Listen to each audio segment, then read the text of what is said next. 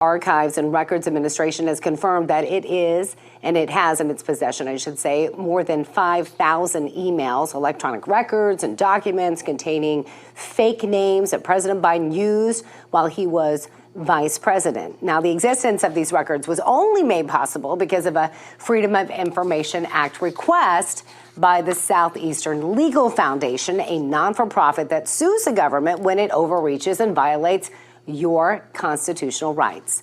The organization sued to obtain the records because, well, they allege that they could reveal that President Biden shared confidential government knowledge with his son, Hunter.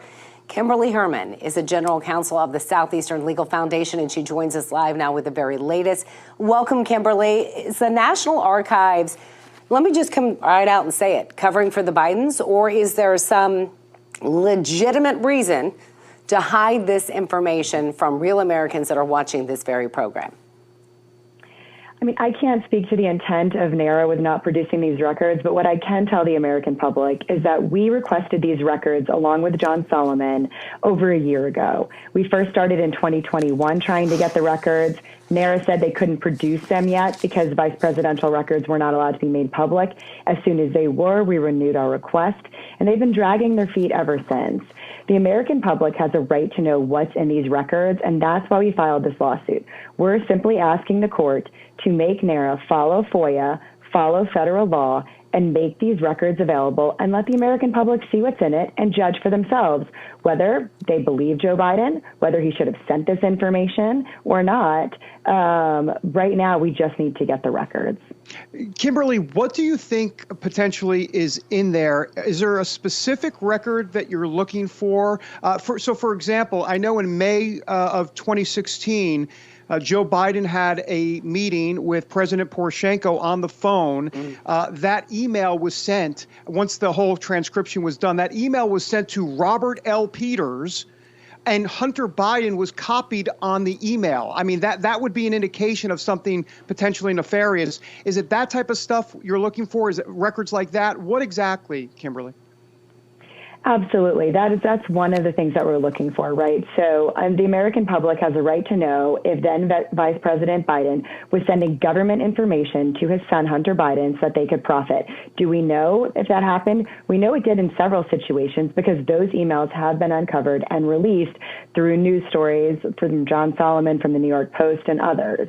The question is, if that's what we know is on them, what else is out there? What other information was he forwarding to people to profit off of?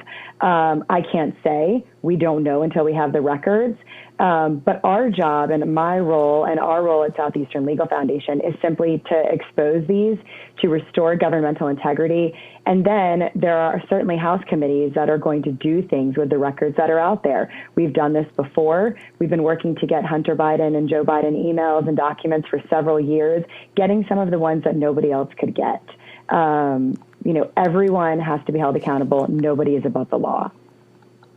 Kimberly, going to that point, we keep hearing time and time again that there are polls that show the American people agree with this, that there's a two-tiered system of justice in our country, sadly. And based on your experience, would you believe that to be the case since they haven't handed them over to you?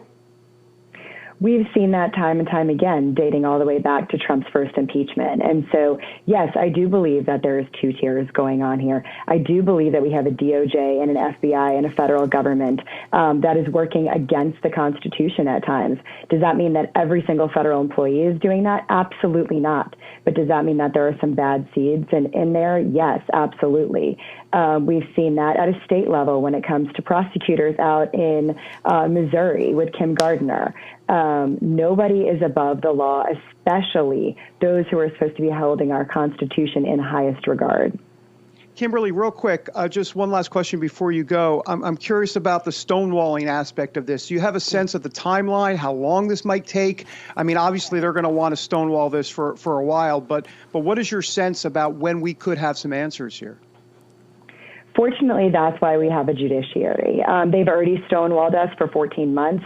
We've been trying to get these records. We've been working with them. We have not moved up in the queue. To the best of our knowledge, they are not producing these. They can do it on a rolling basis. That's why we've gone to the court. We're hoping that we will have them in hand within the next few months, if not sooner. And as soon as we get them, the American public will see them.